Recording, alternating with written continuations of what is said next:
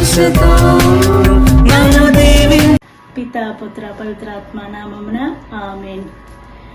క్రీస్తునాథుని యందు ప్రియమైన దేవుని బిడ్డలారా, ఈరోజు వచనంలో చూసినట్లయితే ఆదికాండము 2వ అధ్యాయము 18వ వచనం నుండి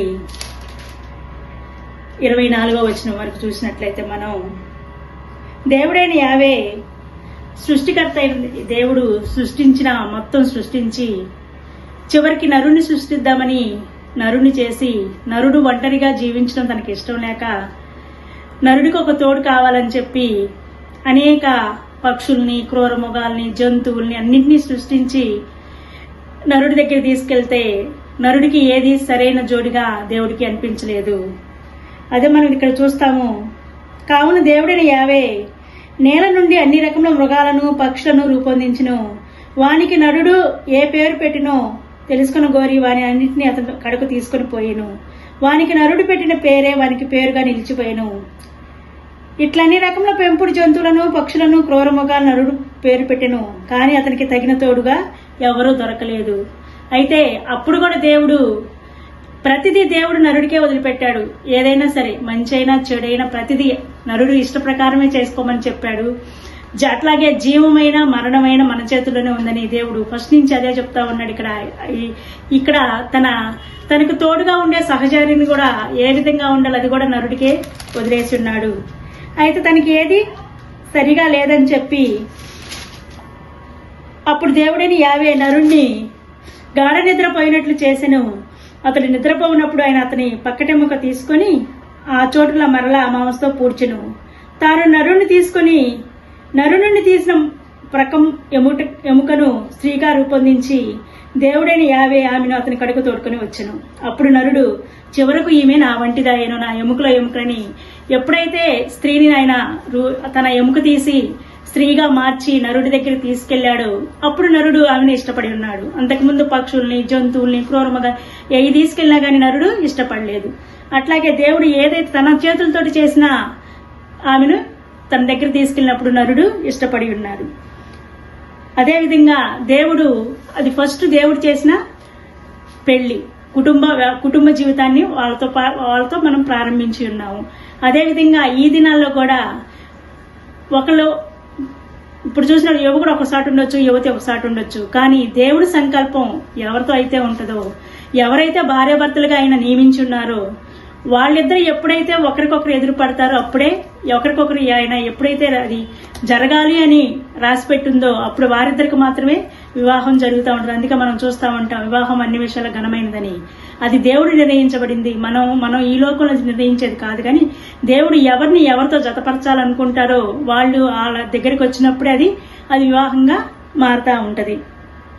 అదేవిధంగా సువిశేషంలోకి వెళ్ళినట్టయితే మార్కు సువార్త 7వ అధ్యాయము 24వ వచనం నుండి 30వ వచనం వరకు చూసినట్లయితే ఇక్కడ ఒక విదేశీయ స్త్రీ లేక కణనీయ స్త్రీ అంటా ఉంటాం మనం బైబిల్లో. ఈమె అంటే యూదులకు సంబంధించిన కాదు. కణనీయ స్త్రీ అంటే వాళ్ళు వేరే వాళ్ళు అనమాట, యూదులకు సంబంధించి ఇజ్రాయెల్ ప్రజలకు సంబంధించిన కాదు. అయితే ఈమె తన కుమార్తెకు దెయ్యం పట్టి ఆమె ఎన్నో రోజుల నుంచి తన కుమార్తె బాధపడతా ఉంటే ఏడుస్తూ ఉండే ఆమె యేసు ప్రభు గురించి విని వచ్చిందంట. మనం వచనం చూసినట్లయితే అపవిత్రాత్మతో పట్టి చిన్న కుమార్తె గల ఒక స్త్రీ ఆయనను గూర్చి విని వచ్చి ఆయన పాదాలపై పడెను. ఆమె ఆయన చూడలేదు, ఆయన అద్భుతాలు చేసేటప్పుడు చూడలేదు, ఎవరైనా స్వస్థపరిచేటప్పుడు చూడలేదు. కానీ ఆయన అట్లా చేస్తున్నాడు, అద్భుతాలు చేస్తున్నాడు, స్వస్థపరుస్తున్నాడు అనేక మంది అని విని వచ్చిందంట. అందుకంటారు వినుట వలన విశ్వాసం కలుగునని. దేవుడు కూడా చెప్తా ఉంటాడు విని నమ్మిన వాళ్ళు ఎంతో ధన్యులని చెప్తా ఉంటాడు. ఆమె అట్లాగే దేవుడినైతే ఆమె స్వస్థపరచడం చూడలేదు, కానీ వినింది. యేసు ప్రభు పలానా చోట పలానా వాళ్ళని స్వస్థపరిచి ఉన్నాడు, పలానా వాళ్ళకి మాటలు వచ్చినాయి, అట్లా ఎన్ని విని ఆమె విశ్వాసంతో దేవుని దగ్గరికి వచ్చి ఆయన పాదాలపై పడి అడుగుతుంది. ఏమని అడుగుతుంది? అయ్యా నా కుమార్తెను స్వస్థపరచమని అడిగింది.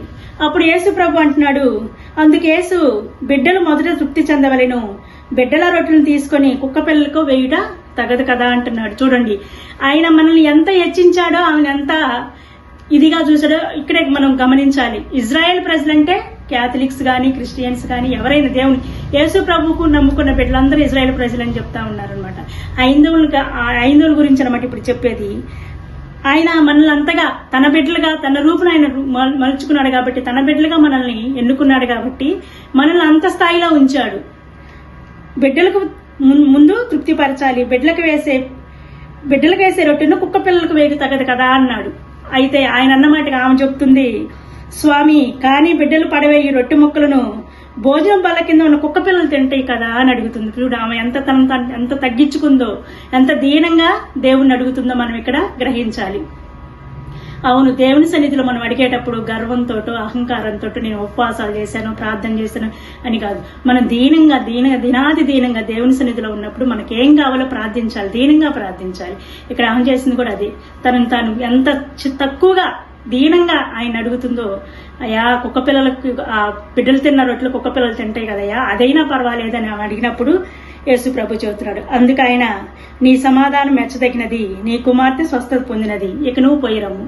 అప్పుడు కూడా ఆమె విశ్వాసం చూడండి, అక్కడికి తన కుమార్తెను తీసుకురాలేదు, ఆయన చేయబెట్టి ప్రార్థించలేదు, ఒక్క మాటే పలికాడు, నీ విశ్వాసము నీ కుమార్తెను స్వస్థపరిచదనగానే దాన్ని నమ్మిందామా, విశ్వసించింది. యేసుప్రభు చెప్పాడు, ఆడ జరిగి ఉంటుందని నమ్మకంతో ఇంటికి వెళ్ళి చూస్తే వాళ్ళ కుమార్తె దెయ్యం వదిలిపోయి ప్రశాంతంగా పడుకోవటం చూస్తుంది. కాబట్టి దేవుడు చెప్పింది మనం మొదటిగా నమ్మాలి, విశ్వసించాలి. విశ్వసిస్తే సమస్తము సాధ్యమై అని దేవుడు పలుకుతా ఉన్నాడు. అందుకే ఆవకిందంత విశ్వాసం ఉన్నా కానీ ఆ కొండపై అక్కడ పడిపోద్దని చెప్తా ఉంటారు. అట్లాగే మనం కూడా దేవుని సన్నిధిలో మనల్ని మనం తగ్గించుకొని దేవుని హెచ్చించాలి. మన ప్రార్థనలు దీనాదినంగా ఉండాలి, కానీ గర్వంతో ప్రార్థన చేయటం కాదు. దీనాదినంగా దేవుని సన్నిధిలో మనం ప్రార్థిస్తే ఆయన తప్పకుండా మనకి స్వస్థతనిస్తాడు. ఆ స్వస్థతను బట్టి మనం దేవుని స్తుతించాలి. అందుకు కూడా దేవుని స్తుతించాలి. మనం మర్చిపో